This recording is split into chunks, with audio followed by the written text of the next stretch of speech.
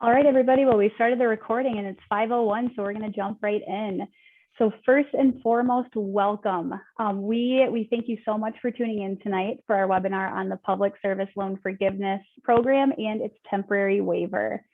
We know that this information isn't always like super fun to talk about because it's so dense and it can be so complicated. And we know that you have already probably had really long days to begin with. So it means even more that you're taking the time out of your day to be here. So thank you so much for being here with us.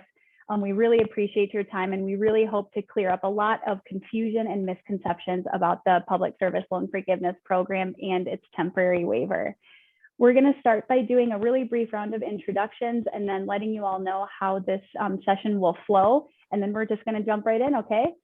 So Hannah, we're going to start with you here. Okay. I'm Hannah Achtor. I'm the Manager of Quality Assurance, Compliance, and Training at Ascendium. Ascendium powers the Achtor brand you're going to see referenced occasionally throughout the presentation. I've been working in the student loan industry for nearly 20 years now, and a lot of that time I've been working directly with student loan borrowers, helping them figure out their best repayment options. So today I'm just excited to help you too. Awesome. Thanks, Hannah. And my name is Emma Crawford. I'm the Director of Financial Wellness and Financial Aid Advising at the School of Medicine and Public Health here at UW-Madison. I'm also an accredited financial counselor, and I am working towards the Certified Financial Planner designation as well. So I do some financial planning work on the side at an hourly fee-only firm here in Madison. So I love talking about personal finance, and I especially love talking about loans and PSLF. And then Jocelyn and Molly Jo, I'll kick it off to you both. Good evening. Pleasure to be here. I will be helping monitoring. I work during the day at the Office of Student Financial Aid at UW-Madison. Passion for working with students and helping students access information. So just happy to be here helping in the chat as we hear Emma and Hannah, who are the content experts for tonight. Hi, everybody. My name is Molly Jo. I am a Fast Track Banner financial aid advisor. I also work at the University of Wisconsin-Madison in the financial aid office. Happy to support and help in any way that I can. Thank you so much, Jocelyn and Molly Jo. And they are phenomenal. They are amazing. I work with them in the Office of Student Financial Aid, and they are going to help monitor the Q&A portion of the presentation for us. So speaking of that, we just want to give you a few heads ups about how the flow is going to work and the different features that we're using. So for questions at any point in the presentation, please type in your questions into the Q&A feature. So it's too much for us to monitor both the chat and the Q&A section. So please use the Q&A for any questions that you have, and then use the chat for any comments, statements, engagement, things like that. We do have question breaks built into this presentation automatically. So that's when Hannah and I will take a break from presenting, and then Jocelyn and Molly Jo will take turns kind of reading off some questions that are coming up. And of course, it is inevitable that there are questions that are going to stump Hannah and I, and Jocelyn and Molly Jo, all of us. So if we can't answer it right now in this session, we will absolutely follow up via email with an answer to those questions that stump us here tonight. And last but not least, please make yourselves comfortable. This presentation is very packed full. It's very dense, full of information. So make yourselves comfortable. We really hope to be of use to you all because, like I said before, we know that there's a lot of confusion around this program. So we've packed it full of good information. And of course, just as a friendly reminder too, a copy of the recording, a copy of the slides, and any follow-up links and resources will be sent via email, hopefully by the end of the day tomorrow, but at the very latest, early next week. And we do have the automatic live transcription going, but you are able to turn that off on your end as well if you would rather not use that feature. And just as a friendly reminder, we are recording tonight's session. Hannah, am I missing anything at all? I think that's everything, but I just want to make sure. We good? No, I think you covered everything. We did talk earlier that we are both presenting from our homes, which means sometimes there could be little hiccups, like Emma has dogs and I have dogs. So if you hear barking dogs, I'm going to blame Emma and she's going to blame me. That's fair enough, Hannah. We can both blame the pugs, Wilbur and Francis barking in the background. Okay. All right, so let's dive in. So for the agenda tonight, so we're going to do a broad overview on the Public Service Loan Forgiveness Program, which we're going to commonly refer to as PSLF for short. We're then going to talk about how you remain in good standing in that program as you hope to work towards forgiveness eventually. And then towards the middle and end, we're going to talk about applying for PSLF, and then what the temporary waiver has done and concrete steps that borrowers need to take, which is very time sensitive because this waiver only is good through October 31st of 2022. So we're going to spend some time talking about that, and then talk about whether PSLF is a good fit. And then we're going to leave plenty of time for questions at the end as well. And then last but certainly not least, we had to put a disclaimer in here because, as we all know, things with student loans and the PSLF program change very quickly and often. So what we are presenting on is everything that we know to be true today, which is January 27th of 2022. We have 2 pages of linked resources at the end of our presentation, and we hope that those resources are of use to you to help you stay up to date on any changes that may occur after this presentation. And Hannah, I'll kick it off to you. Okay, great. So I always start just because I think it helps to understand this program to go all the way back to the beginning and hear the intent behind it. So Public Service Loan Forgiveness was created, and it came out of the College Cost Reduction Act in 2007. And the concern at the time was top talent was going to go to the private sector because that's where salaries were higher. And they wanted to make sure the public sector and public service were also getting top talent straight out of college. And with student loan debt being, overwhelming for a number of people, this was a great way to recruit and retain top talent in other areas where maybe they couldn't compete with the salary of the private sector, but this gave them something to offer. So that's a little bit behind why Public Service Loan Forgiveness was created and how long it's been around. It started in 2007. And on this slide here, you're going to see the definition. So I'll just read that to you. The Public Service Loan Forgiveness Program forgives the remaining balance tax-free on direct loans after 120 qualifying monthly payments have been made under a qualifying repayment plan while working full-time for a qualifying employer. And while this definition kind of seems cut and dry, there's about 4 or 5 different components in the definition that a student loan borrower has to meet in order to qualify. And you can see we highlighted them on the screen, they're in bold. But as we go through the presentation, we'll break it down further and we'll go through each component. So the first one is you have to have an eligible loan. So any loan received under the William D. Federal Direct Loan Program does qualify. That is considered an eligible loan. There are other federal student loans that are not considered eligible. Loans in the Federal Family Education Loan Program, also called FELP, loans, Perkins loans, those would not be eligible normally on their own. Now, a student loan borrower could consolidate them into a direct loan, and then they would be eligible. Now, in the past, that was actually, it was good, but it also means you had to start all over. As we get through the presentation, we get to some of the later slides, you're going to see that there's been some changes that are going to make that easier. But you have to have a federal direct loan, and if you have other federal loans, you need to consolidate them first. Private loans are not going to be able to do PSLF. So I know a lot of times, the normal student loans you're getting, the federal loans just don't cover all of your educational needs. And so a lot of people turn to private loans. There may be options available for private loans. A person would just have to talk to the lender who holds those loans to see what those options are. Now, another component to the definition was you have to have qualifying monthly payments. To be considered a qualifying monthly payment, normally, the loan has any payments after October 1st, 2007. So payments you made, in the early 2000s or the 90s, those aren't going to count. But as I mentioned, this program started in 2007. So any payments made after 2007 can count. And they have to be for the full amount due as shown on the bill. So that just means the full monthly payment. Normally paid no later than 15 days after the due date, so they can't be late.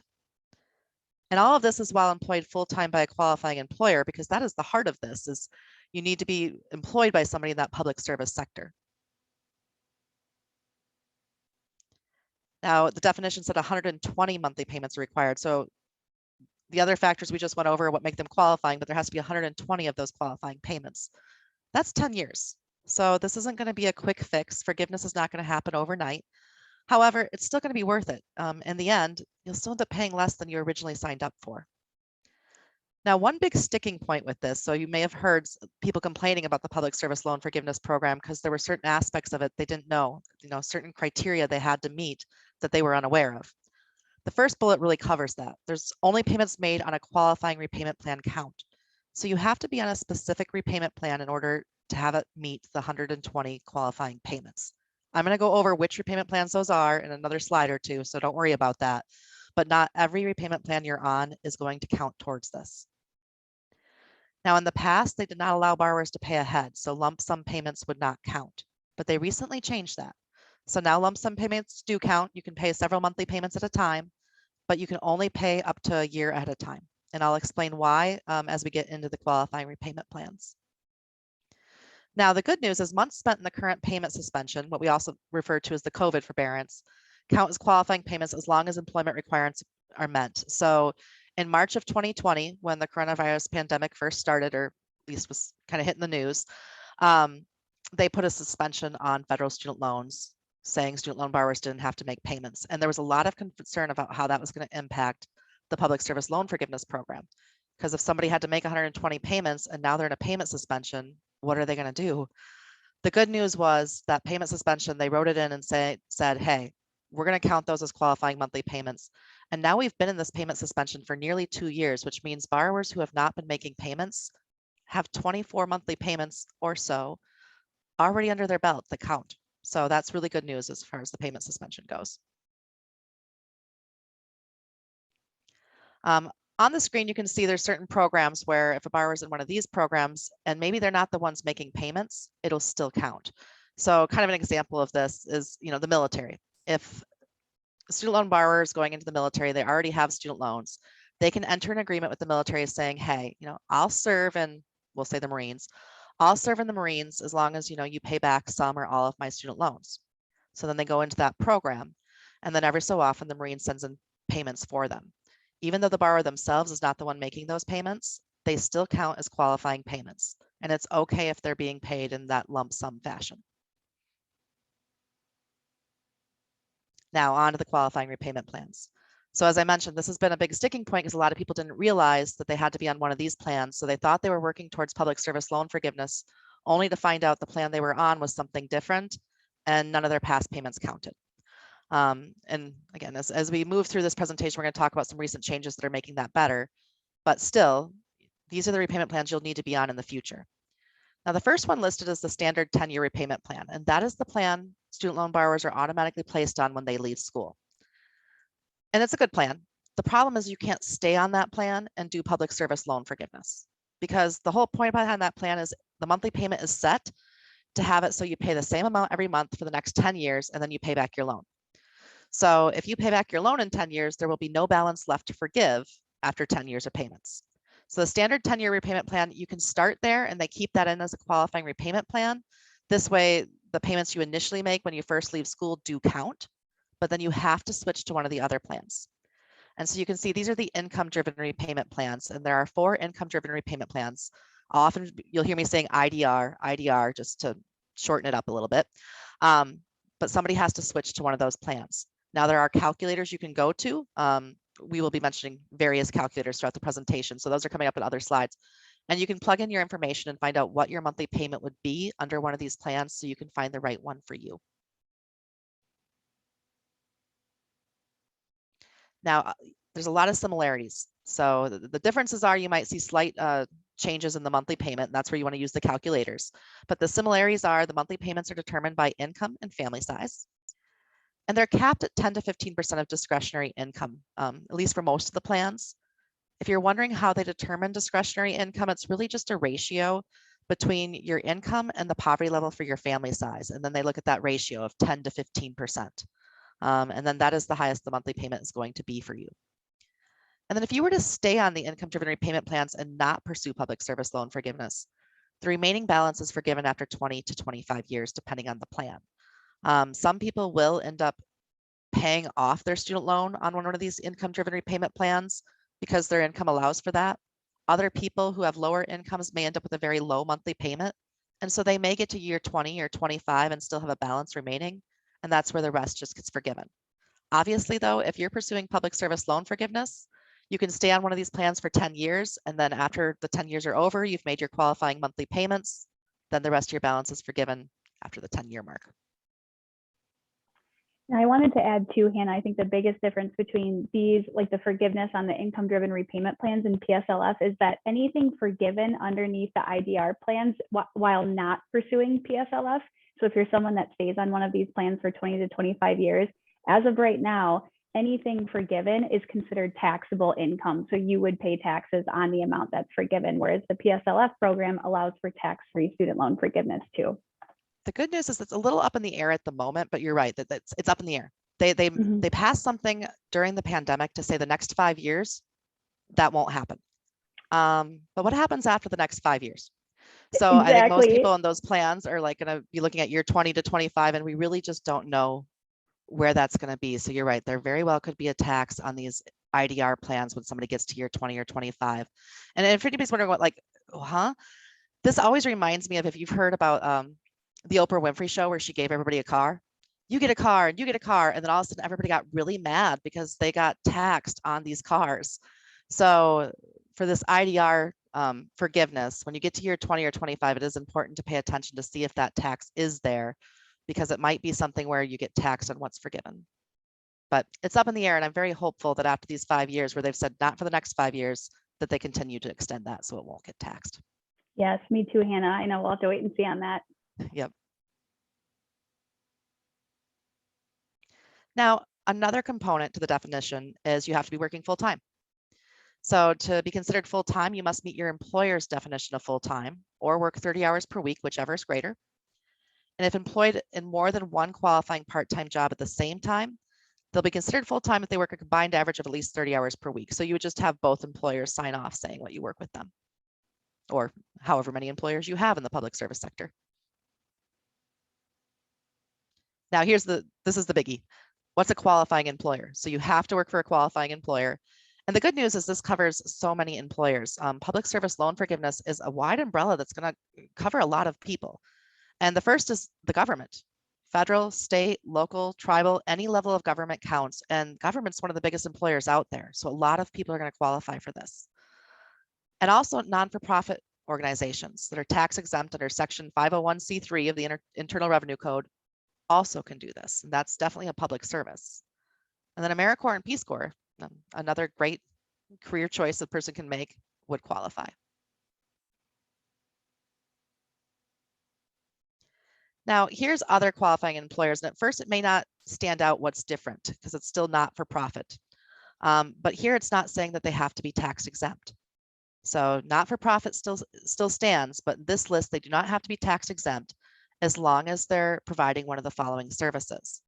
And I'll read through them because we packed a lot on the screen. It's a little smaller. So this way you don't have to worry about it if you can't catch all of it. Emergency management, military service, public safety, law enforcement, public interest law services, early childhood education. Continue on in the next screen here. Public service for individuals with disabilities and the elderly, public health, public education, public library services, school library or other school-based services. And while I don't have this on the screen, they recently opened it up this summer to also include religious activities such as religious instruction or preaching, and those were previously excluded, so that also can be added to this list. Now, I want to give an example though, for public health, just because I think this helps to kind of understand it's really about your employer and not necessarily the job you do. So for public health, I was asked in one of these presentations about pharmacists. And pharmacists, right now, especially with the pandemic, it's great having these pharmacists around. They're really doing a great service. But it's interesting because some pharmacists are going to qualify and some are not. So say you have a pharmacist who's working for the VA, a government agency, should be good to go. But then you have a pharmacist working for Walgreens. Now, I'm not an expert on Walgreens, how they file their taxes or anything like that, but I'm going to assume they're for profit. So if you have a pharmacist working for Walgreens and they're a for-profit organization, they're not going to be able to do public service loan forgiveness. But if they're working for the VA, they are. So it's not about the career you have, it's really about who you work for. And so we've talked about the employers that count. Let's look at the ones that do not count. Labor unions do not count. Now, this is not about being a member of a union. When I was growing up, my dad was a member of a union, but he still worked for, it was Weyerhaeuser at the time. And so therefore, if Weyerhaeuser had been non-for-profit, I'm sure they were for profit, but had they been, it would have been fine because he was just a member of the union. He was not employed by the union. Same thing for partisan political organizations. It's fine if you're a member of the organization, but if that is your actual employer, it is not going to count.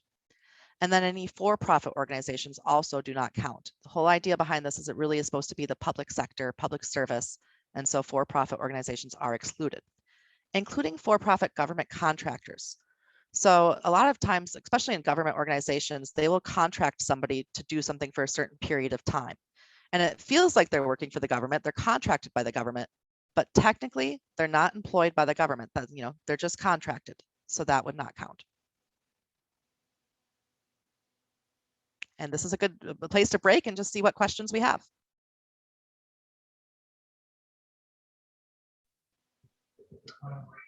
All right, so we've gotten a number of questions, and I think you've answered some of them. What it means, full-time employment, that one got answered.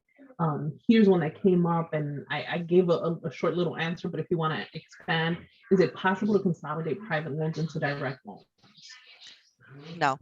They have to be federal student loans to be able to be consolidated into a direct loan. So again, if you have a private loan, there are probably options on it. You'd want to go back to the lender and talk to them about what those options are, but consolidation would not be one of them.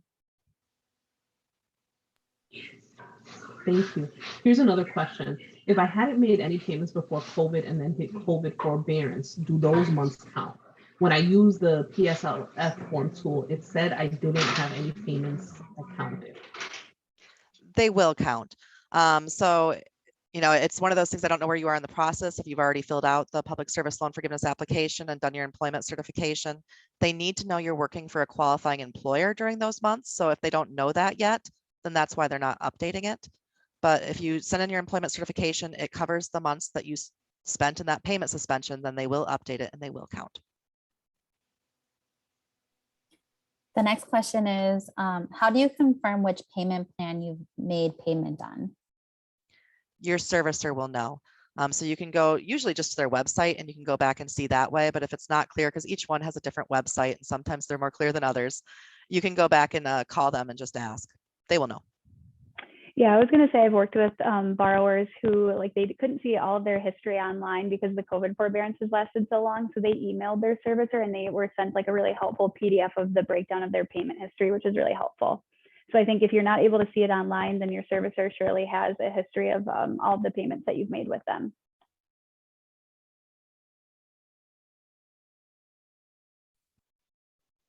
Other questions? Or yeah, there's a ton of questions here. And this one sounds like you might have answered already. Do payments you made during COVID count? And it would just be the payment suspension that counts during COVID. You know, any additional payments a person make, you know, that is kind of a bonus. Sometimes helps with interest and things like that. But, you know, you only get credit for 1 month at a time. So the time spent in the payment suspension will count. I feel like that's a huge misconception in this program is that during the COVID forbearance, you do not have to pay anything in order for that payment to count towards PSLF. So you can actually ask, and I don't know if you want to do this, you'd have to, you know, it's a case by case basis, but you can actually get a refund for the payments that you may have made during COVID forbearance. So you'd have to reach out to your servicer to confirm that, but you do not have to be making like a $1 or a $5 payment in order for these payments to count. Yeah, I'm sure each servicer handles that a little differently. I mean, it's possible, but yeah, I have had family members get refunds when they realized that there was the COVID suspension going on. So certainly that's a possibility. So another question is that they got ill and went 80% for a few years. So all those years wouldn't be counted towards their full-time status. It really goes back to the yes. employer. And if the employer considered that 80% full-time, because they have to be the one to certify that you worked full-time. So it's going to be up to them and their definition.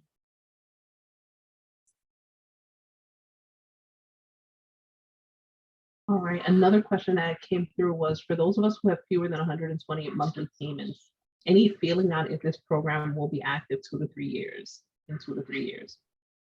I have that built into the presentation a little bit later because that is a common question. Like, are they going to cut funding to the program? And, you know, nobody has a crystal ball, but I don't see that happening anytime soon, especially since it sounds like they're really trying to open the door and get more people to qualify for the program. So no crystal ball, but I really wouldn't worry too much about it. If If I've been paying into an IDR plan for multiple years, but haven't yet applied for PSLF, will those previous payments count retroactively? Emma's nodding because the answer is yes. Yep. Yep. And we're going to talk about that in a little bit. So for folks who maybe are interested in this program, but maybe haven't taken the steps to actually start making qualifying payments, we are going to talk about that. For actually the most of the presentation remaining is going to be about that and how you kind of backtrack to get your progress counted.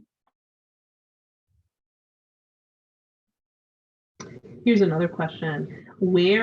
How does loan consolidation factor in? Are these qualified repayment plans? So there's the pug barking. Sorry if you could hear that. It was bound to happen. well, she didn't blame me. I was expecting that. So we're just going to point fingers at each other. But so consolidation, how it factors in, it really depends on the type of loan that you have. If you have normally, if you consolidate, you have to start all over. And so if you've made payments before, then they're not going to count because when you consolidate, you start all over. But right now, we're going to talk about this limited waiver that the Department of Education recently came out with. And that's where I mentioned they're really trying to open up the door and have more people qualify. And so if you have a loan that currently is not eligible for public service loan forgiveness, like the FEL loan or Perkins loans I'd mentioned earlier, if you were to consolidate those, they'll go back and look at the payment history in the FEL or Perkins loan program, and they will actually apply that towards your PSLF qualifying payments. So right now that consolidation will not hurt those loans. For direct loans, there really is no need to consolidate because they already qualify.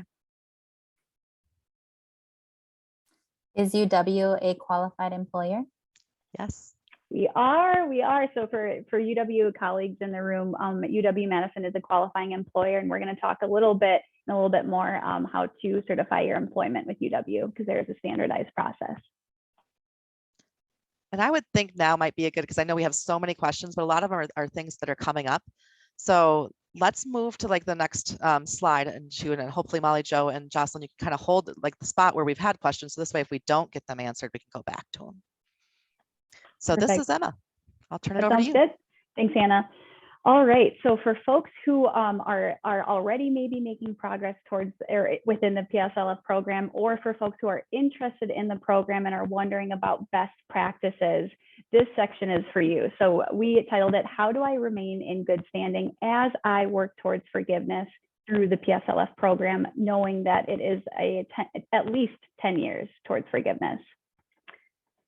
So the number one, obviously the best thing is to continue to meet all the requirements of the PSLF program. So all of the different requirements that Hannah just covered in great detail. So it's really, really important to work full-time at a qualifying employer, or to have, 2+ simultaneous part-time jobs at qualifying employers that add up to working full-time while making progress towards forgiveness and until your loans are forgiven. And so this is really important too, that if we ignore the temporary waiver, which we're going to talk about in a little bit here, you do need to be working at a qualifying employer when you are approved for forgiveness. So that's really important. And then you need to be making qualifying payments on the direct loans. And so towards the end of the presentation, we're going to just do a brief refresher on all of the different requirements, because it can be really confusing and difficult to keep keep track of all of these different requirements, because it can be, it's just a lot. It's very confusing. This is a really, really important step because, as Hannah covered earlier, the income-driven repayment plans are all eligible plans for the PSLF program. And so anytime you are on an income-driven repayment plan, you do need to recertify your income annually. If you ever forget to recertify your income, your servicer will most likely just push you onto the standard plan, and so your payments will typically increase. We're going to talk about how this has been paused during the COVID forbearance too, so I'll touch on that. But so just a reminder, you do need to recertify your income annually while on an IDR plan so that your servicer can update your new monthly payment with the updated income information. And I wanted to touch, because I forgot to mention earlier, that's why you can only pay lump sum payments up to a year ahead of time, because since you have to recertify your income every year, that's going to change your monthly payment. So they'll only let you pay up to 1 year ahead, because they don't know what your monthly payment's going to be next year, because they don't know what your income's going to be. Therefore, if somebody has like a $10 payment now, they can't just be like, oh, I'm going to pay all 10 years at my $10 payment and be done. Again, you can only pay up to a year ahead of time. And the nice thing about this is your servicer is proactive about reaching out to you when it's time to update it. So I still have student loans, and I remember I got a notice on my Great Lakes account through like the messaging center, and I also had a notice on studentaid.gov. So they will usually let you know like 60 to 90 days ahead of time when it's time to recertify your income. But like I mentioned, things have been a little bit different during this COVID forbearance that we've all been under for approximately 2 years now. So during this COVID forbearance, borrowers have not had to recertify their income because everything has been paused. And this is recent guidance that just came out too. And it's really important to note that as a reminder, COVID forbearance will end on May 2nd, 2022. So that's when a lot of people are going to start being kicked into repayment again. Guidance as of now states on studentaid.gov that borrowers will not be asked to recertify their income before payments resume. And so they've also let us know that the earliest that you'd be asked to recertify is November of 2022. So what they'll do is they'll take whatever income information, certification information they had on file for you prior to COVID forbearance, and they'll just carry it through for a little bit longer until you recertify your income. And so this is very advantageous for folks who may have seen an increase in income since they last certified their income, which may not have been since 2019. But for folks who maybe had a decrease in income, you certainly can recertify your income even when and even though it's not technically required.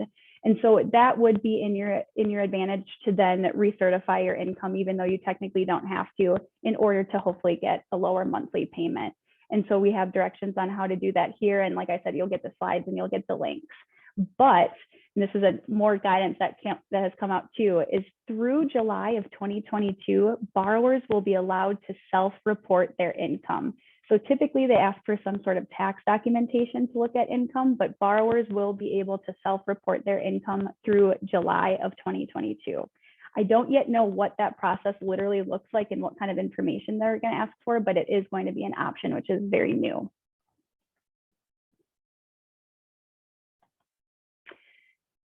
And then another really important thing to note is to document your employment history. So this is relevant for anybody pursuing PSLF, whether you've been doing it all along or you'd like to go back and backtrack your employment history. Because as a reminder, in order to make those PSLF qualifying payments, you do need to be working full-time at a qualifying employer or full-time at a few different together part-time jobs that equal full-time at 2 or more qualifying employers. Sorry about that. So my recommendation for folks is to every year at a minimum, fill out the PSLF form, and we have everything linked for you too, so you'll be able to get to where you need to go for that. So annually at a minimum, and if you're gonna leave an eligible employer, make sure to fill out one last PSLF form with them. And then anytime you start a new PSLF eligible job, fill out a PSLF form with them as well. So we just want to make it as easy as possible for the PSLF loan servicer to see your employment history. And then of course, please keep copies of all of these forms somewhere safe. I would do a physical copy in like a fireproof safety box, and then online in a cloud somewhere. And so as a reminder, your employer needs to sign the form, and then you need to sign and submit the PSLF form to your servicer. Emma, because you're talking about this now, there's a lot of questions about, do those 10 years need to be consecutive? Do they go back retroactively? Can you talk a little bit about that? Yes, great question. So those 120 qualifying payments, or those 10 years, or that 10 years of PSLF qualifying payments, do not need to be consecutive. So maybe you worked at UW-Madison from 2010 to 2014, and then took a break and worked in the private sector, and then maybe you missed UW so much you came back. You can still get credit for those years back in 2010 to 2014, as long as, and we'll talk about the waiver in a little bit, there might be some things that you need to do in order to make those monthly payments count. So if you weren't already meeting the other requirements of the PSLF program, you might need to do something underneath this temporary waiver period that we're going to talk about in a second here. But Hannah, did you have anything to add to that at all? No, you covered it. It does not have to be consecutive employment. It just means it might take you longer to get to those 10 years because you have 4 years here, and then you take a couple of years, and you're going to have another 6 years here, but it does not have to be consecutive. Was there anything else right away, Jocelyn, that you wanted to get answered? That was on the topic of it that I saw. Perfect. Okay, and I see that there's a lot of Q&As too, so we're going to definitely have some time for questions really soon here. I think I have like 1 or 2 more slides. Mhm. Oh, so this is for folks who think they have made qualifying employer or qualifying payments. Just to confirm, you can backtrack. So it is certainly not too late to document your previous employment history. It's a little bit difficult because you do have to reach out to like your previous supervisor or HR department to get that done, but you absolutely can. And the best thing to do is to fill out the PSLF form and consider taking some concrete steps that we're going to talk about in a little bit when we hit on the waiver. And it's really important to note that when you submit the PSLF form, that is what is going to retroactively count those payments. So currently the PSLF servicer is Fed Loan Servicing, and they have trophies that help keep track of qualifying payments on a borrower's account. So what they do is every time they get a form from somebody, they look at any new qualifying payments they've made and then they update that. So it's not something that's necessarily updated automatically or monthly. It gets updated whenever you fill out that PSLF form, which is why we recommend filling it out annually at minimum.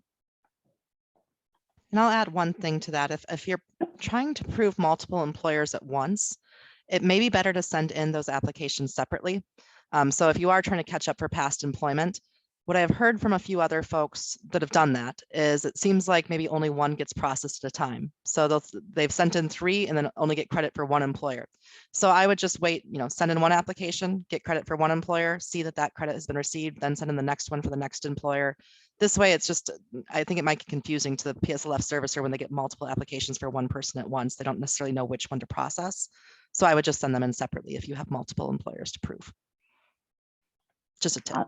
Awesome, thanks, Hannah.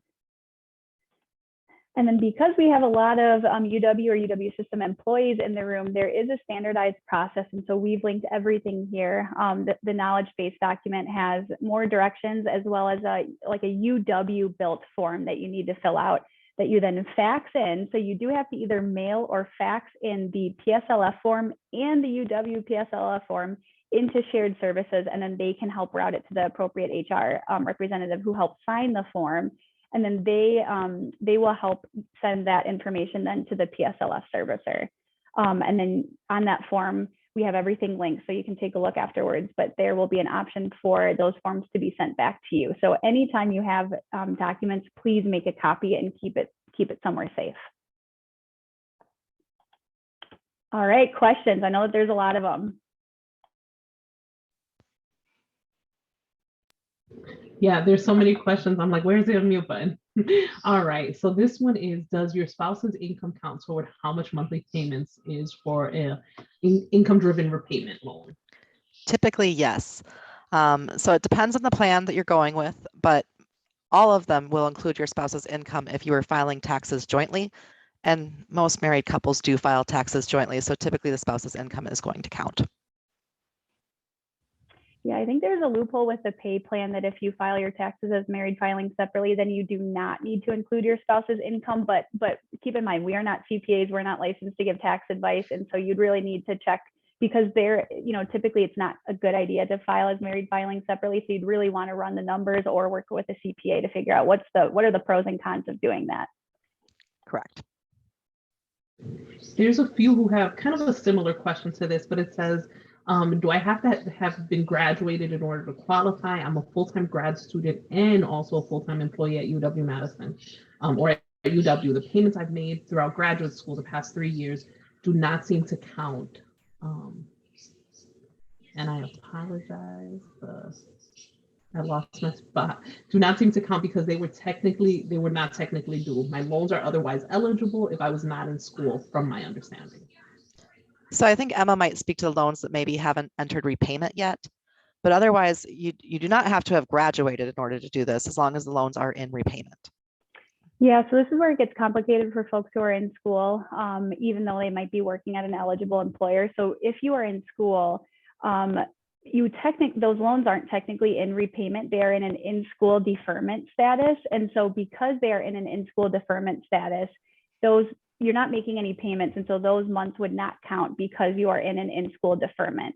So anytime someone is in this deferment or a forbearance period, those monthly payments typically do not count. I feel like the COVID forbearance is the biggest exception to that rule right now.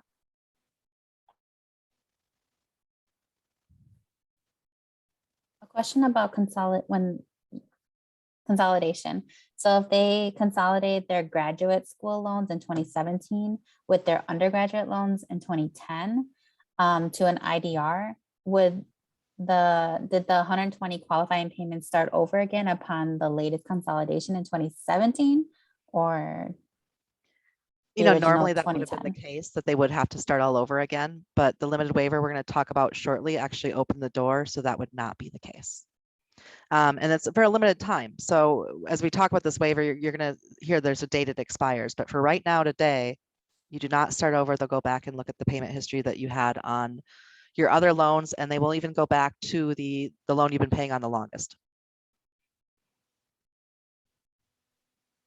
For those individuals that are faculty at UW-Madison and working a 9-month calendar year system, do the payments they make during the 3 summer months count towards the PSLF?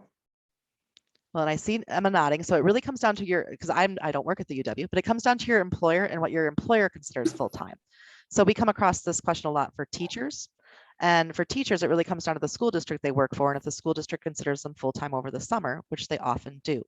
And it's then very important if you're working, and I'll let Emma address the UW specifically. It's very important though, if you're working for an employer or employment situation like that, but then when they do the employment certification, they cover the summer months. Because otherwise, if they fill it out like you were working full-time September through May, then you're only going to get credit for the payments you make September through May. So if the employer considers you full-time in summer months, great. And then they just need to make sure when they do the employment certification, they're filling it out September through August. Emma, I will let you speak to the UW specifically though. I was honestly going to say the same thing, Hannah. I feel like it really depends. And I think the best person to reach out to would be that faculty member's HR department in their department, just to make sure. Like I'm leaning towards yes, but I would really, really want them to check in with HR, because HR and shared services is going to be signing off on those forms. All right, we have a question here. Are there certain roles within public school districts that don't qualify, such as like in a central office versus teaching? No, that's the good news. It doesn't come down to your job, your career. It comes down to who you work for. So a janitor working for the school district and a teacher working for the school district both work for the school district. So in the past, I've had that question. There's another program called Teacher Loan Forgiveness, and then it really did come down to your specific career and being a teacher at that school versus working somewhere else in the school. But for public service loan forgiveness, it's just about who your employer is and not the role you have for that employer.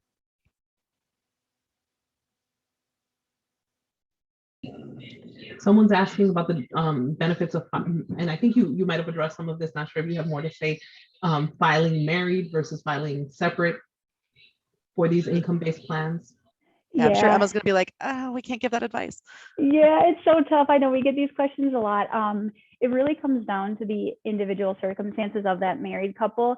To be very clear, some IDR plans require you to use your spouse's income information regardless of how you file your taxes. So the Repay plan, which is one of my favorite plans, yes, that does require you to use your legal spouse's income information, regardless of how you file your taxes. With the Pay plan, which is also my second favorite plan, or my other favorite plan, there is kind of a loophole that exists in that plan where it allows you to disclude your spouse's income information if you do file your taxes as married filing separately. But it's really important to consider the impact of filing your taxes as married filing separately. So that's where we really can't give any advice on that.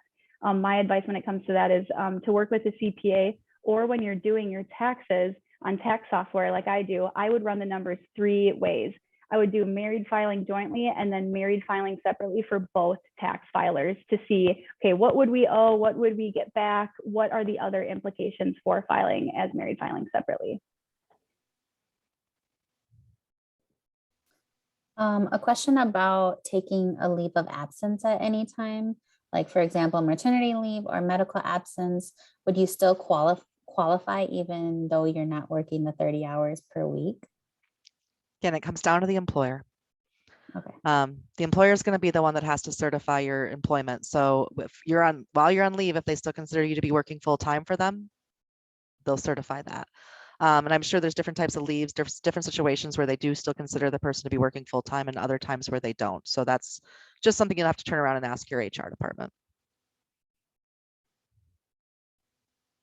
So we're talking about public service loan forgiveness. How do I submit paperwork for this? We've got a lot coming up on that. And I saw something in the chat about, well, the links aren't working. So when Emma sends out her email with the materials, you know, she mentioned end of day tomorrow, early next week, all those links will be there that you can use. But we'll also go through it in a little bit. I think, is there like one more question, Jasper, and then we'll probably keep moving, but just so we have plenty of time for questions at the end too. Yeah, that might be a good segue to the application process, but yes, one more question. Last question, do primary care loans qualify for repayment? What was that, primary? Primary care loans, do they qualify primary for care loans. repayment? And maybe along with this, also kind of in the health field, is healthcare organizations automatically considered public health? To answer the last one first, because I'm not as familiar with primary care loans, but to answer the last question first, the public health aspect really comes down to the employer and who they are, and not just that it's public health. So as I'd use my example for the VA, and I'd said, you know, this is a government agency. So great, you work for the VA, that's definitely going to count. Whereas if you're in the public health for a place like I'd mentioned Walgreens, you're a pharmacist for them, Walgreens is for profit, it's probably not going to count.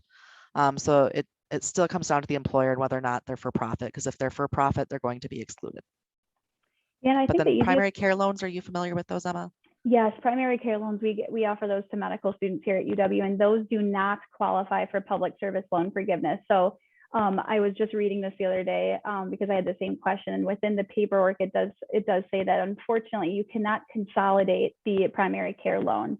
So there's no way to convert it into a direct loan. And as a reminder, direct loans are the only type of loan that can be forgiven underneath the PSLF program. And for folks who are maybe wondering if their employer qualifies, I think the easiest way to find out is to go to studentaid.gov and then search for the PSLF help tool. So you will need your employer's identification number, or EIN. I think I found UW just by doing a quick Google search, but you may need to reach out to your human resource office to get that. But then you can type it in, and if you see the green check mark right away, it means that they've done a review and it qualifies. If it kind of gives you inconclusive results, you can kind of ask them to review it. I think that happened with me and a student I was helping like 2 years ago for the University of Iowa. For some reason, it wasn't pulling up, and then they came back and sent her a letter and did say in the mail that it is a qualifying employer. But I think that let's just keep going. Man, time is flying. All right, so Hannah, your turn. Again, great segue. How to apply for PSLF. So good question. We can go to the next slide and I'll give you a little more details. And Emma's already given a kind of a sneak preview of some of this. Studentaid.gov, that is the Department of Education's website, and it is a great one-stop shop for all student loan resources. And so you can apply from there, and that is where the PSLF help tool is located that she referenced. But it is a really good idea to prepare ahead of time, because with that PSLF help tool, the way it's built is it will time out on you. You need to have all of your information kind of collected ahead of time, because if you start working on it and all of a sudden you realize, oh, I need my employer identification number, I don't have that. And so you step away, you do a lot of research, you come back, it didn't save, it times out. And I know a lot of people get really frustrated with that. So you want to prepare ahead of time. So to do that, you're going to want to have your FSA ID. If you don't know your FSA ID, you can create an FSA ID right at studentaid.gov. And the nice thing with that is then that identifies you and it ties your loans to you. So it can also tell you right away, hey, these loans qualify, these loans don't. And then you would know you have to take next steps. So you'd want to have your FSA ID ahead of time because you'll need that for the application. And then as she mentioned, the employer identification number, and your human resources department can provide that to you. It's also listed on your W-2, so you'd be able to find it that way. And a Google search works. So those are just some things you'd want to have ahead of time before getting started. And then there's this PSLF help tool we've been mentioning. So this helps borrowers understand public service loan forgiveness and the requirements to receive loan forgiveness. And so when you go into there, and this is part of the application process, they even have like a little, I think it's like PSLF Ninja. They have you watch this little video kind of telling you what you need to do to prepare ahead of time. But it'll assess whether your employer qualifies if you enter in that EIN. And like Emma mentioned, if for some reason it doesn't recognize your employer, because it's a big database, but there are some employers who maybe aren't recognized, new, for whatever reason, they just don't have them in there.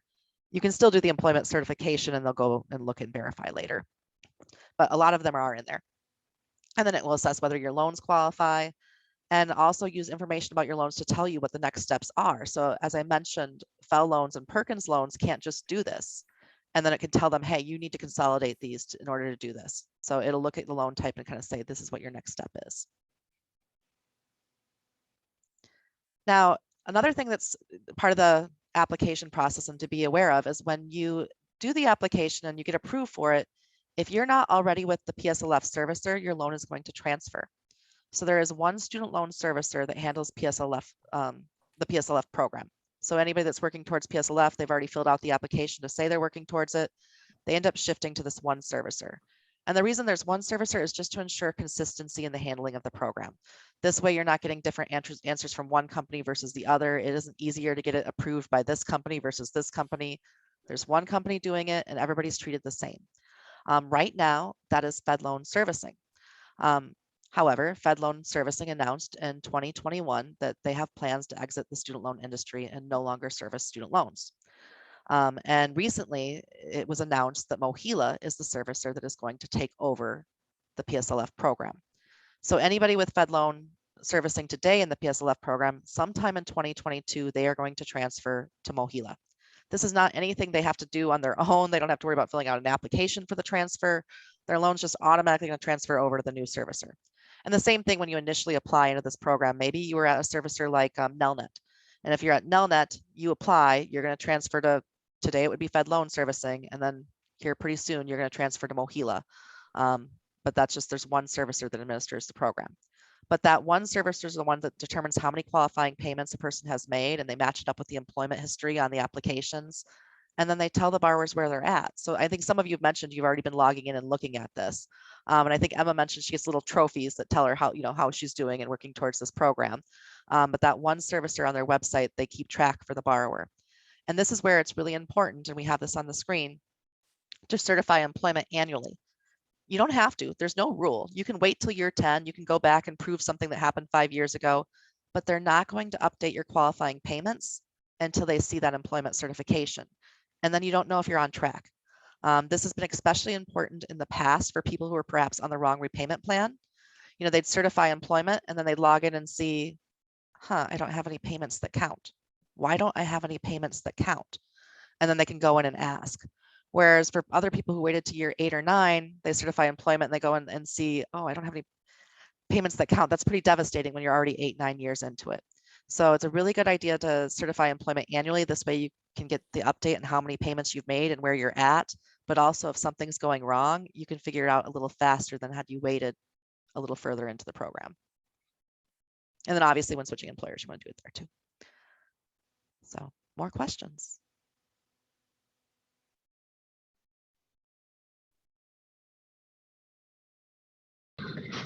Thank you. Good information.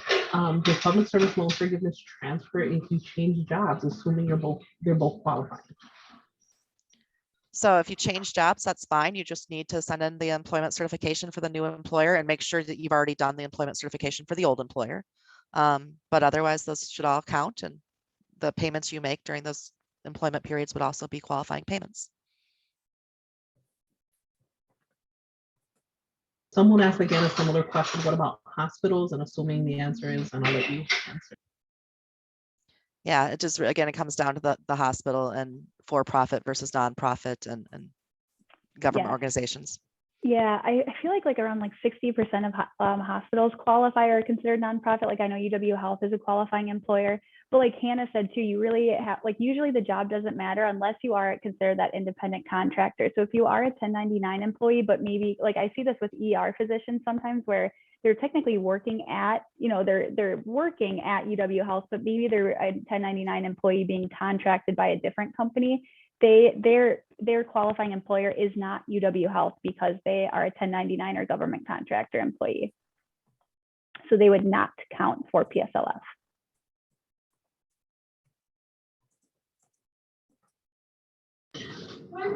If I were less than full-time between periods of working full-time, do the months continue or do they have to be consecutive months? They do not have to be consecutive, but there will be a break in that, in that period of time. So it just means that instead of like 10 years from now, maybe do 11 years from now or 12 years from now to get to that 120 payments, but they don't have to be consecutive. Should we move on to the temporary waiver? I think that's next. Yeah, this way, Oh, I mean, we'll kind Yeah. of move through, and Perfect. we'll have more questions as we go, more time for questions. And certainly as we get to the end, we'll take as many questions as we can with time permitting. Yes, So absolutely. as we've mentioned, and I think there's been a lot of confusion, misinformation about this program, and people have gotten close to the end only to realize none of their payments counted. And finally, I think the Department of Education has really been listening and understands that they needed to make some improvements.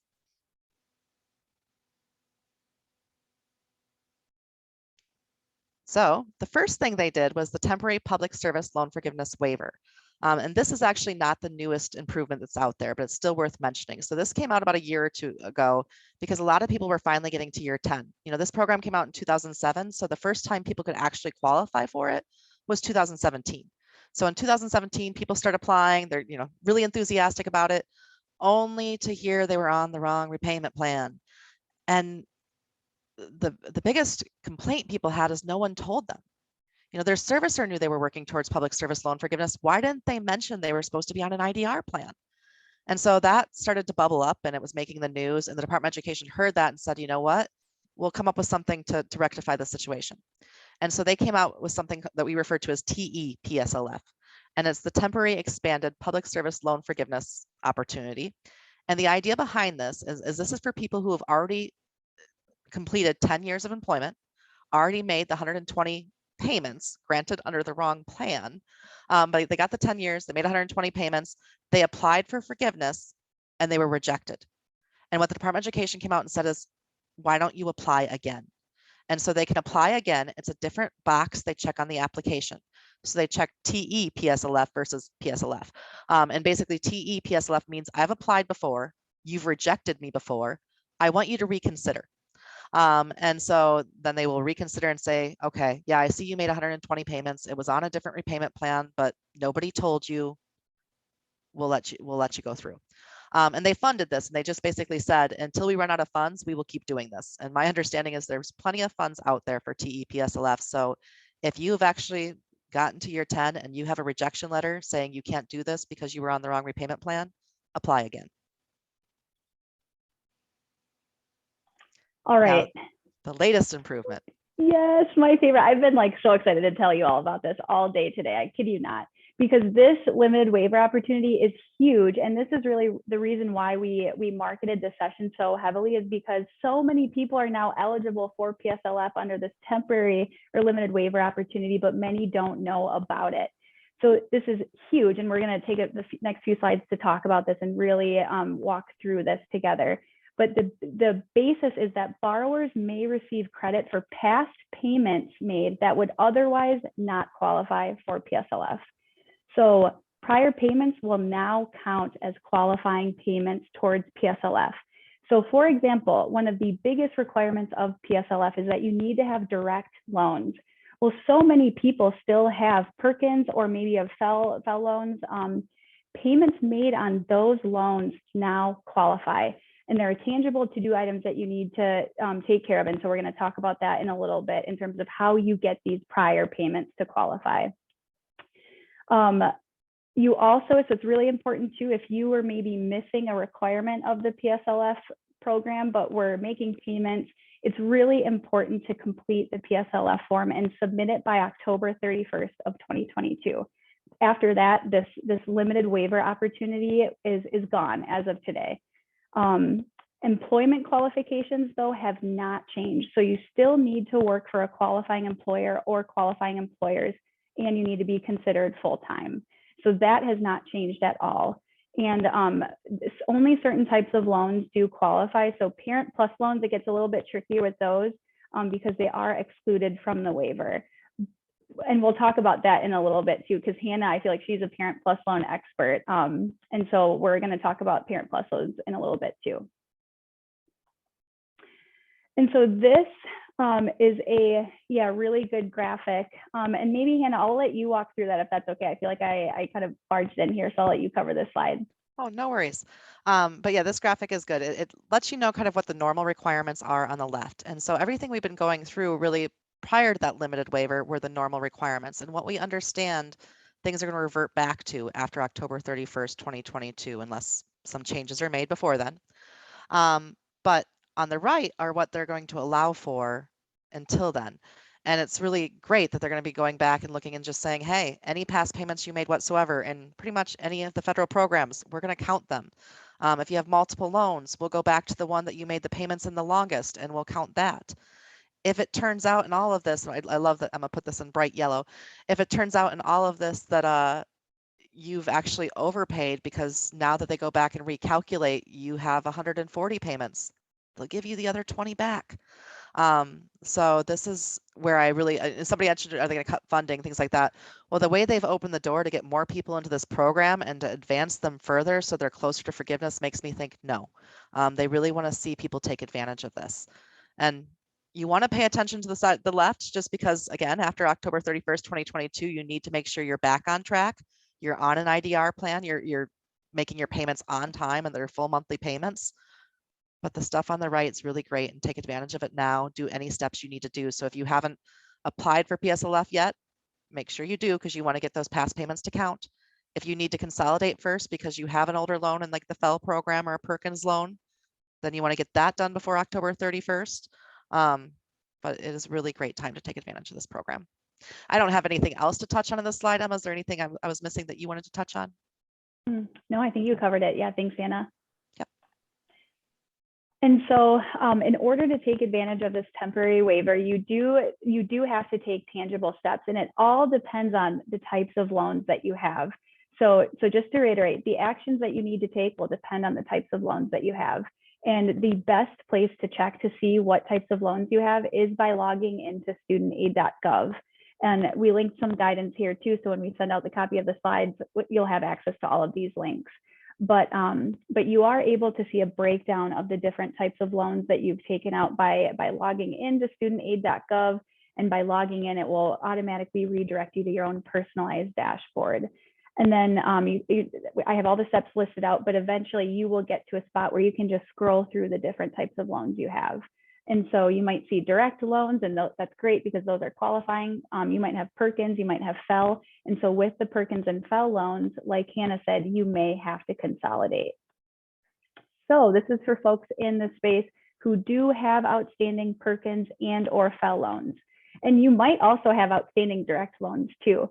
But specifically for the Perkins and the FEL loans, payments towards these loans now qualify for PSLF under the temporary waiver. And I bolded this and I highlighted it because this is the most important thing. You need to consolidate them into a direct consolidation loan by October 31st, 2022 in order to qualify. Please do it much earlier than this, though. Do not wait until even October to consolidate. Do it as early as possible because consolidation can take a while.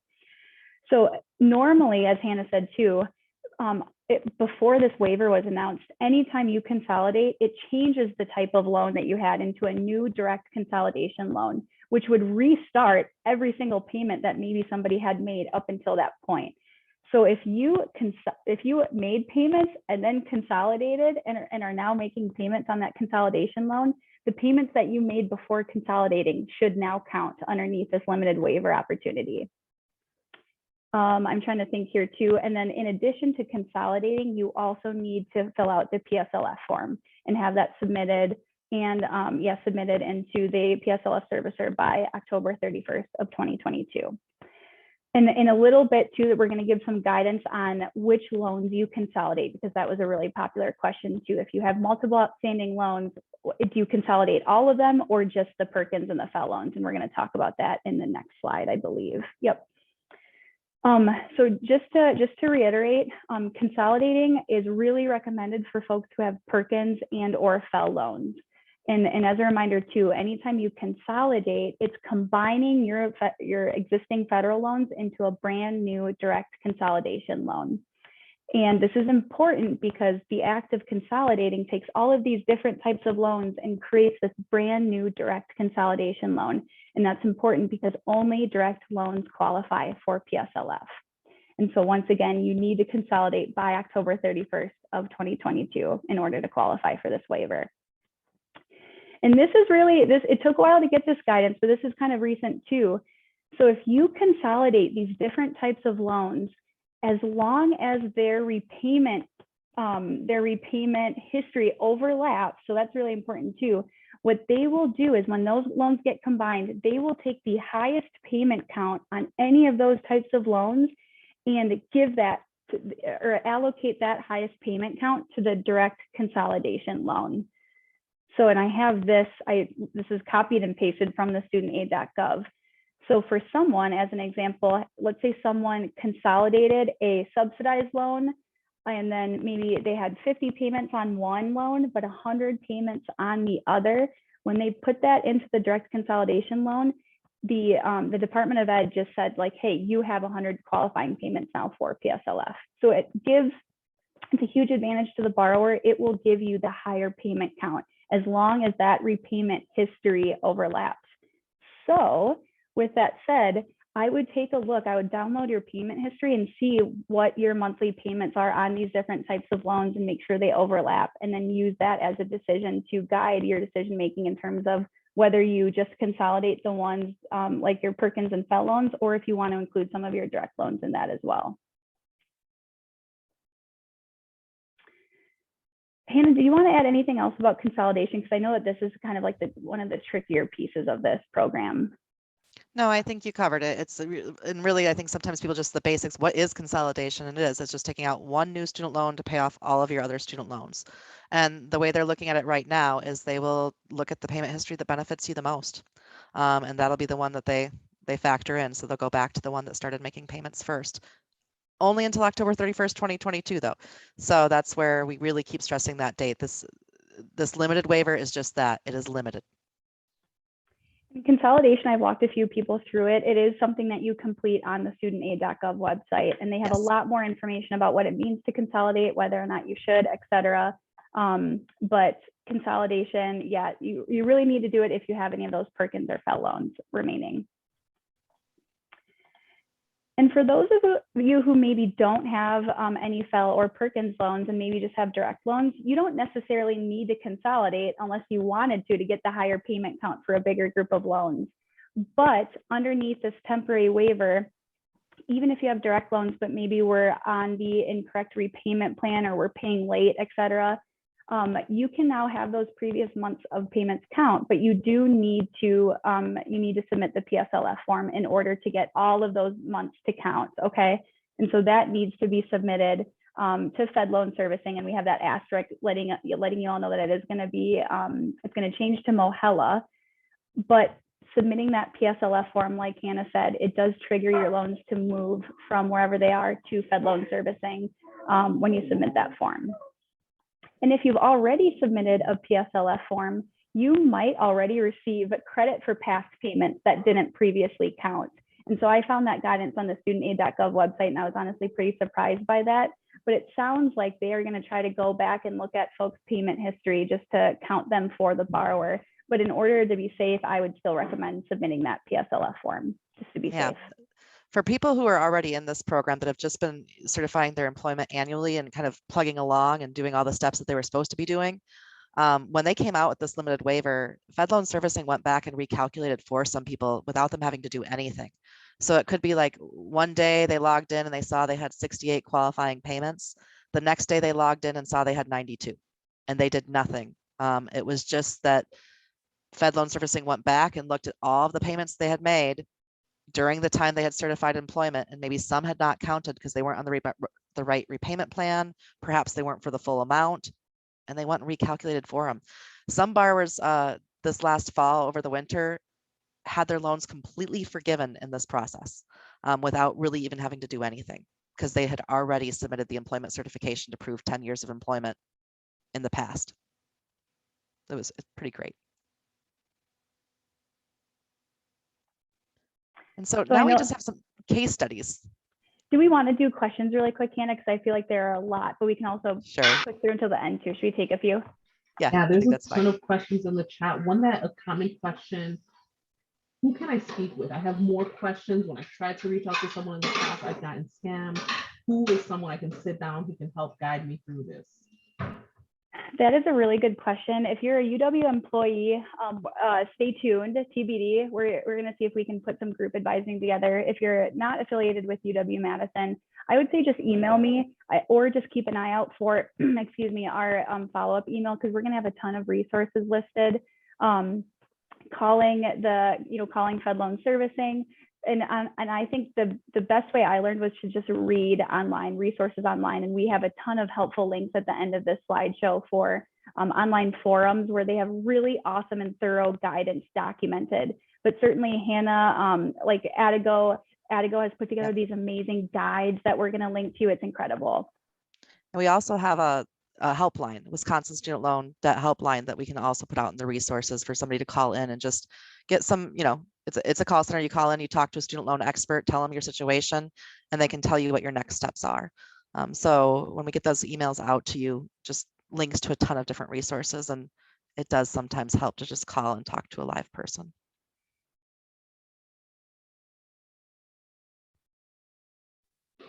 There's a lot of questions too about consolidation.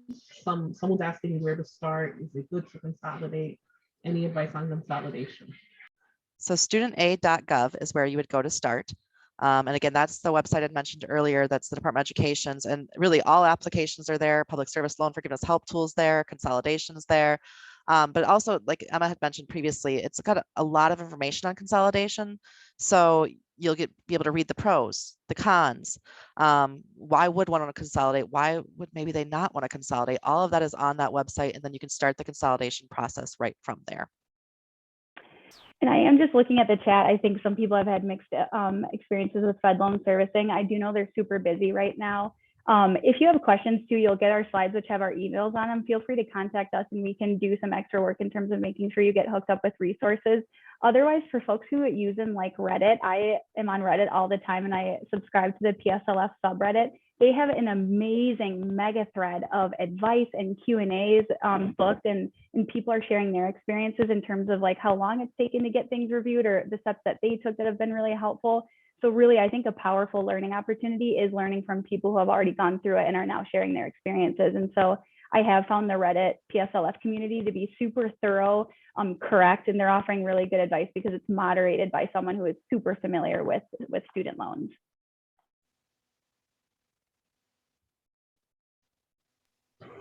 Similar type of question that keeps coming up. If I'm a fifth-year resident, can I apply for public service loan forgiveness now?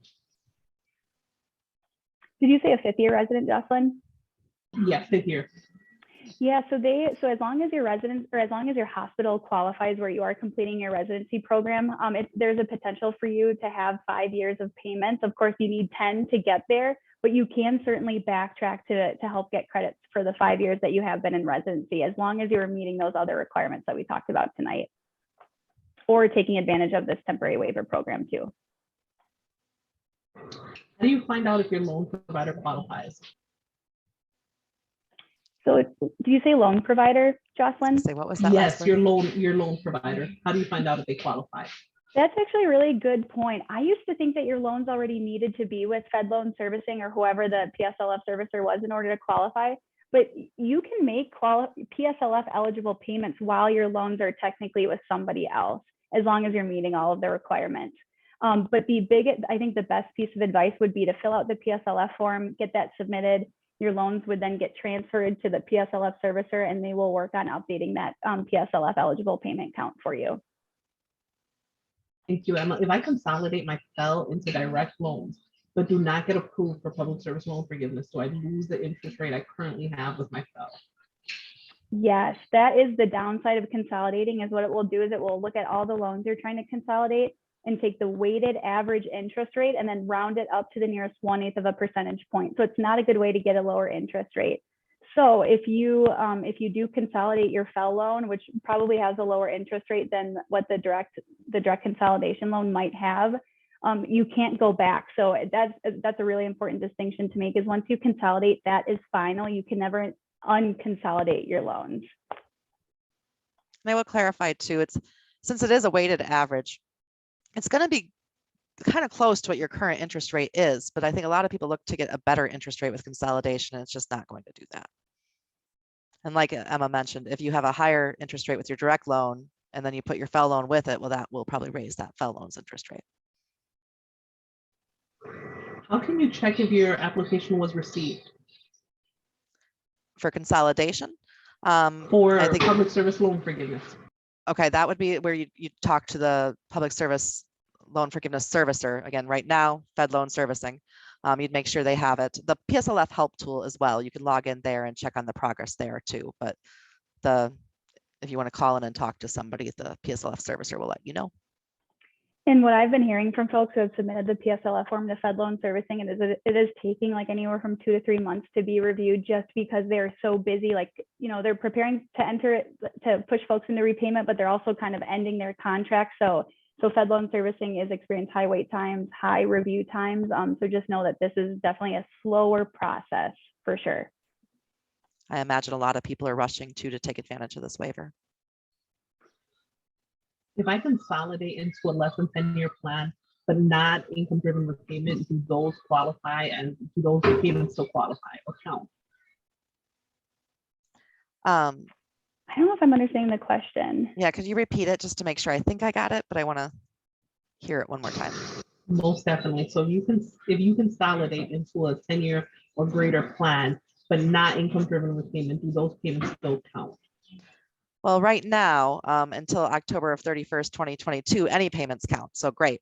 But after that, you will need to switch to an income-driven repayment plan to have future payments count.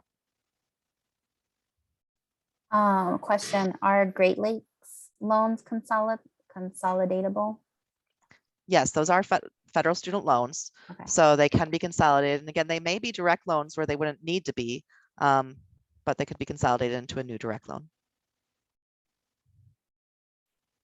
What if we were unemployed during COVID, but now employed? So time spent in the unemployment, you know, that would not count because you're not working for a public service employer. So that just puts a break in that, you know, we talked about the consecutive 10 years versus non-consecutive. It might put a break in it. Maybe you had an employer that did count prior to the unemployment and they can still count. But if you spent a year unemployed, then that'll be the year that doesn't count. And then when you pick up the next job at a qualifying employer, then those future years would count. If your income drastically changes halfway through the year, you have to update the public service loan forgiveness folks. You don't. I mean, the income-driven repayment program, every year you have to renew your income information. So you don't necessarily have to change it right away upon having an income change. However, if your income drastically decreases, you may want to do that because otherwise your monthly payment may be too high now because you're not earning the same amount. So you can say, hey, I'd like to reapply, have my income looked at again because it has changed. Yeah, my guidance whenever anybody experiences a big dip in income is to call your loan servicer and tell them about that, because they do want to be notified if someone experiences like a loss of income or like a dip in salary or income or anything like that. So I do recommend anytime that there's a decrease in income to let your student servicers know so they could reevaluate the monthly payment. Should we take maybe one more question and then we can wrap up the PowerPoint and answer more questions? I think that's good. Perfect. You want to give us one more, Jocelyn or Molly Jo? Most definitely. Is public service loan forgiveness non-taxable forgiveness? Yes. Yep, that's like one of the biggest benefits is as it stands today, anything forgiven is considered tax-free. All right. And that one does not look to be changing. So that 5-year I mentioned for the IDR plans, we really just have to see what they do in 5 years. They've left it to the next Congress to decide. But for PSLF, the way it was written, it can never be taxed. So but we're going to move on to just some case studies to see how this looks for like real people. So I'll just kind of give you a couple examples of how this would look for somebody applying. And the first one we have is Sarah. She's single with no dependents, makes $80,000 a year with $60,000 in student loan debt at a pretty average interest rate. And her monthly payments are estimated to be between $443 and $623 as she's going through the 10 years. Now, this is coming from the loan simulator tool at studentaid.gov, and it's based on her income. Also, that tool tends to project that there's going to be some increase in income over time, so that's why you see a range. And in the end, she's expected to pay over $66,000, but still have over $11,000 forgiven. And if you're sitting there wondering, how is she going to pay $66,000 when she only took out $60,000? It's the interest. You always will pay more than your actual loan balance because of the interest. Next, we have Andre and Tina, and they are married with 2 children. They file their taxes jointly, so this way both of their income is definitely going to count. Now, if they both had student loan debt, they could also consider that as well when looking at their income-driven repayment. It would factor in not only their income, but also both of their student loan debts. However, if they both wanted to go for PSLF, they would have to apply separately. Each one would have to work for a public service employer to be able to do that. In this case, though, I'm going to say Andre is actually the only one going for this, that he works for the public service loan forgiveness or public service employer, and that all the student loan debt is his. So you have $75,000 in combined income, $35,000 debt, average interest rate. Their monthly payment would go between $241 and $274 over the 10 years. That's what the estimate is. Obviously, there could be changes. And they'd end up paying over $30,000 with over $16,000 in forgiveness. And the last one is Jill. I like Jill because she sees the most bang for her buck with this program. Jill makes $45,000 a year, $50,000 in student loan debt at an average interest rate. Her monthly payments are going to stay relatively low, and this is how the income-driven repayment plans work. Because her income isn't as high and she has 2 dependents, her monthly payment will remain lower throughout the 10 years. And really herself, she's only going to pay a little over $8,000, and she'll see over $57,000 forgiven. So she's an excellent candidate for this. And we have linked in this slideshow at the end here. There's this awesome student loan calculator that I use on studentloanplanner.com where you can enter in your income information, your spouse's information, their student loans, your student loans, any kids you have. So it's super dynamic. And that's one that I personally use in a lot of my student appointments. And so if you're wondering how you can start estimating whether you'd be a good candidate for PSLF, tons of calculators online. But the one on Student Loan Planner is my personal favorite. And then Wisconsin borrowers, we're hoping to offer a tool that you all can use super soon. That's also very dynamic and awesome. So right now you're probably like, is PSLF a good fit for me? And hopefully we've answered a lot of those questions, but you may have some lingering concerns. And so I think we've kind of mentioned both of these. They've already come up in the questions. Rumors that people have heard, will this program be cut? Will the funding be cut? Again, we have no crystal ball, but there's no reason to think so. And I'm sure there's going to be a huge tax at the end. Absolutely not. Public service loan forgiveness cannot be taxed. And these are just the last few reminders, things that you need to keep in mind. So this is kind of our recap of the things we've went over. You have to be on an income-driven repayment plan after October 31st, 2022. So if you're not on one right now, you will need to move to get on one. And then going forward, qualifying payments must be made on time after that October date. You have to be working for a qualifying employer at the time the application for forgiveness is submitted. So if you worked for like a nonprofit for 10 years and you quit 2 years ago, you can't go back and ask for forgiveness today because you're no longer working for them. It's okay if you've had multiple employers and you're including ones in the past, as long as today you're still working for one qualifying employer. And you have to work for that until you get the forgiveness. So I know sometimes I talk to people who are working towards retirement. Do not retire until that forgiveness is official and done. And then Emma had mentioned this previously, but be aware that deferments and forbearances will cause a delay. So anytime you spend in deferment or forbearance will not count because your loan is not in repayment. The exceptions are the current COVID-19 payment suspension, that is counting. And then any time spent in military deferment also would count. Hannah, quick question for you. With needing to be working at a qualifying employer when they're forgiven, is that a change of the waiver too? Do you know? I have not heard that part changes. It's possible it has. Okay. I just have not heard that. I like that question just popped up in my head, so I was curious if you knew because I'm not sure either. That's a good question. We'll have to look that up afterwards. Okay. So apply now. Again, with all these benefits right now with this limited waiver and that expiration date looming in the future. And like Emma mentioned, processing is slow. Fed loan servicing is overwhelmed, but also consolidation. Generally, from what I'm seeing, it can take about 2 months. So you want to get started now and make sure you're getting everything done before that date.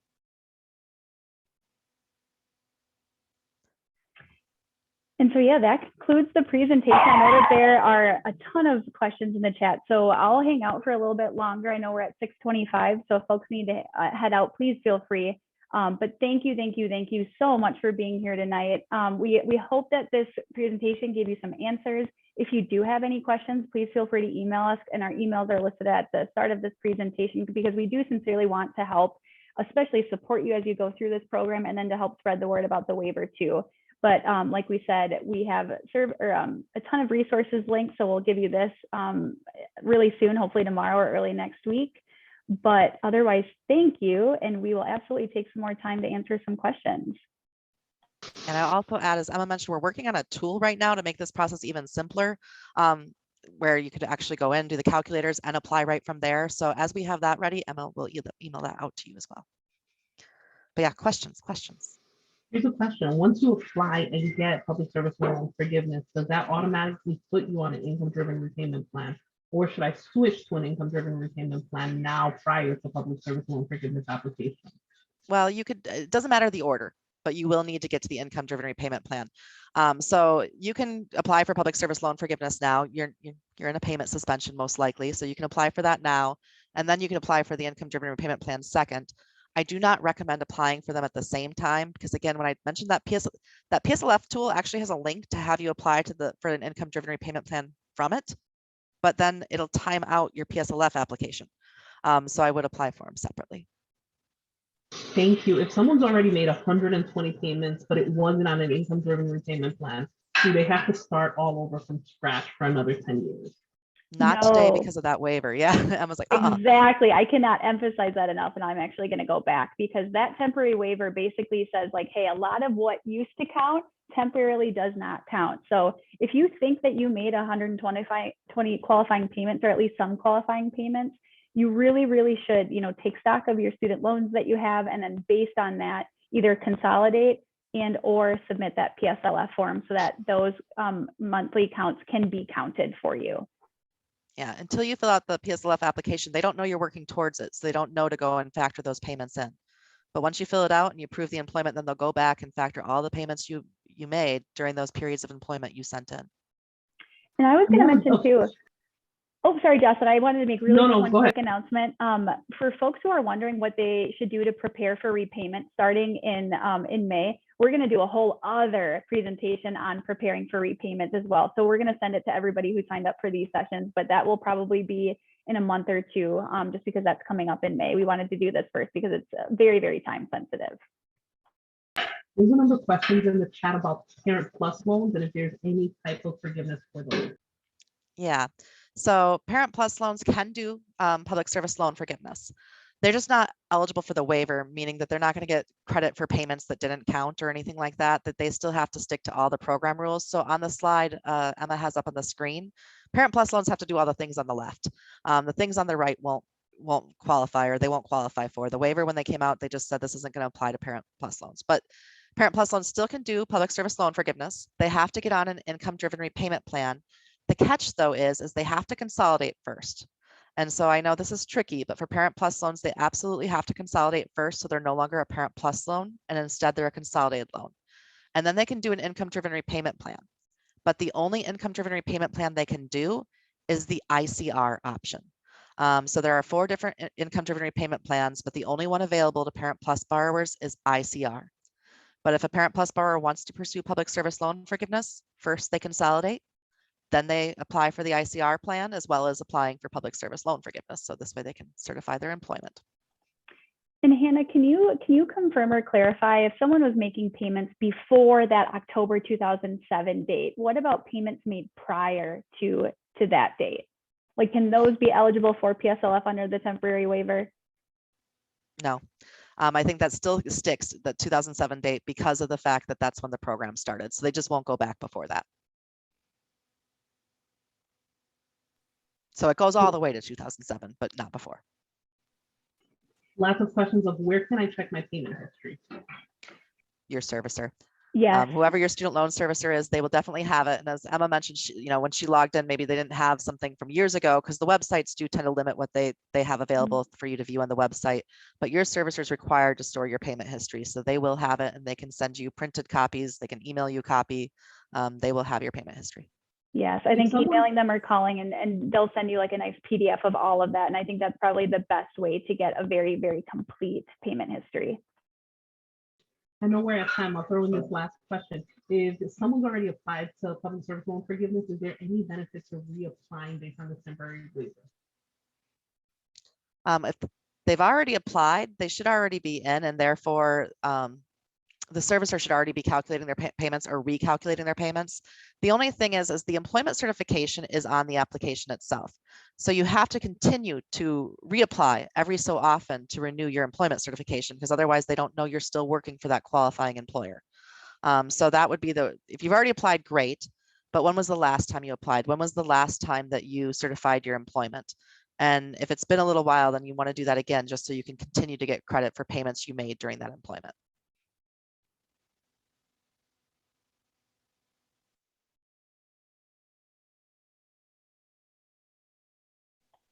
I'm just reviewing some questions here too. There's a lot of them. So if you have been making payments throughout COVID and should qualify for forgiveness already, is there an end date when possible payment refund requests can be made? So Again, I think that's through the waiver, yeah. Yep, that October 31st date. Now, certainly it's possible after October 31st, everything's supposed to go back to the way it was, and they'll still do refunds if somebody maybe paid beyond what they had to. But right now, there are payments that wouldn't normally have counted that will count. So therefore, you could probably get more refunded again before that October 31st date. And then another person asked, with the PSLF waiver, if I'm on the graduated repayment plan for my FEL loan, does that mean I could qualify if I consolidate to a direct loan, even if I am not currently in a qualifying repayment plan? Yes, absolutely. Yep. As long as you're working for a qualifying employer. Those are definitely, anybody in that circumstance are definitely the people that need to take advantage of this and get consolidated and start, because before they really had no incentive. Were going to have to start all over. So, I was a FEL borrower working for a nonprofit, and I didn't want to start all over, so I didn't apply. And now I have paid off my loan, so it's fine. But people like me, we were kind of discouraged from applying, and now they've opened that door and said, hey, we'll go back and include your payment history. And so it's totally worth it.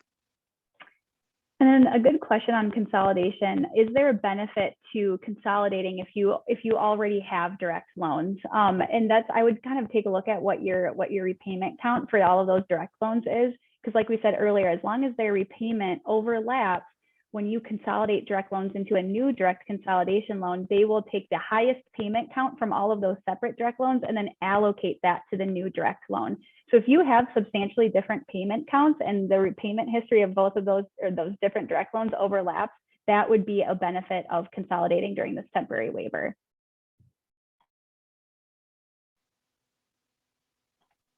I'm just working through, and I know we're past time. Hannah, are you okay staying on for like a few more minutes to answer these questions? Sure, I can give another 5 minutes. Perfect. I'm trying to go through here. And the other thing worth mentioning is there is another session next week on Thursday. It's a repeat, but if you felt like you didn't get all your questions answered or you want to see something one more time, you can sign up for the next session. We'd love to have you again. Yes. Oh, and this is a good question too. If you have, so if I had undergrad student loans that I made payment for, and now I have more loans for professional school, can I apply for the undergrad loan PSLF separately than the professional school loan? Yes, it is possible to have loans on different timelines, especially before this temporary waiver. But for someone like that, I would look, like I said, make sure that the payment history overlapped, but then consider consolidating if they do overlap and have different payment counts. For those who made over 120 payments, and that you talked about getting a refund for that surplus amount, is that automatic, or do they have to fill out a form to receive that refund? It will be automatic. If they've overpaid, they automatically will get their refund.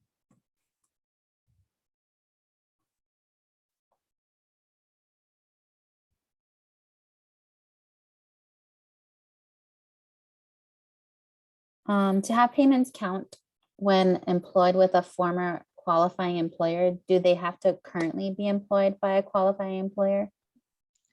It doesn't have to be the same qualifying employer, but they have to be currently employed by a qualifying employer. If there was a gap that they weren't at a qualifying employer, and then they were at a qualifying, would those like 2 years or that gap count, or no? Yeah, the gap will not count because in those 2 Okay. years, then there wasn't the qualifying employer piece, which is really the huge thing because this is like, public service employer loan forgiveness. So you have to have that, but the gap won't mean you have to start all over. It just means the 2-year period doesn't count, but the 4 years you had before, say it was 4 years, that counts. And then you would just need 6 years after, but those 2 years that there were a gap would not. Gotcha. Thank you.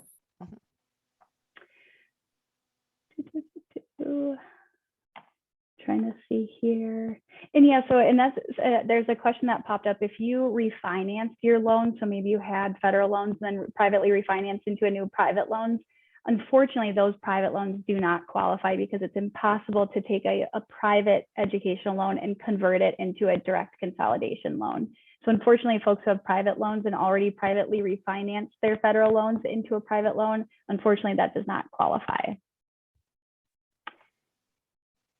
And we don't know when the switch from Fed loan servicing to MOHELA will occur, just sometime before the end of 2022. I haven't heard any other guidance on that, unfortunately.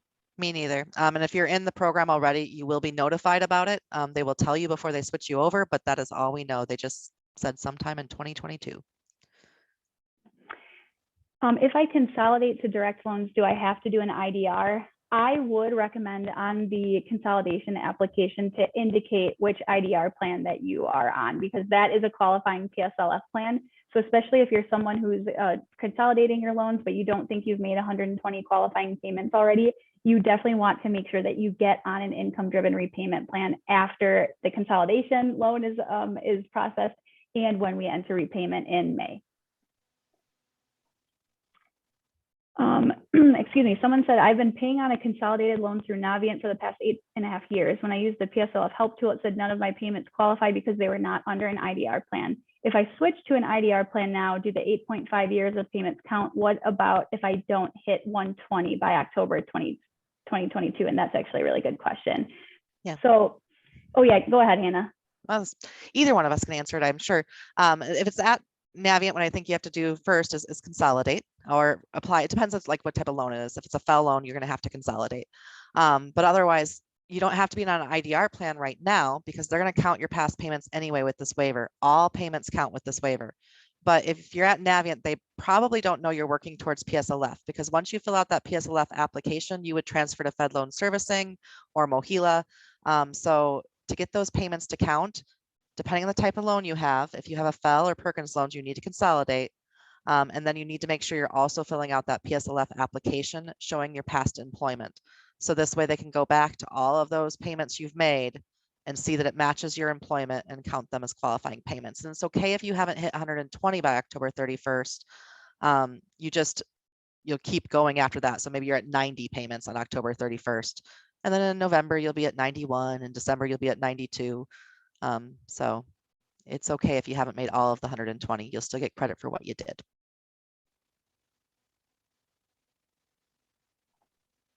I'm just seeing if there's any last minute questions. I feel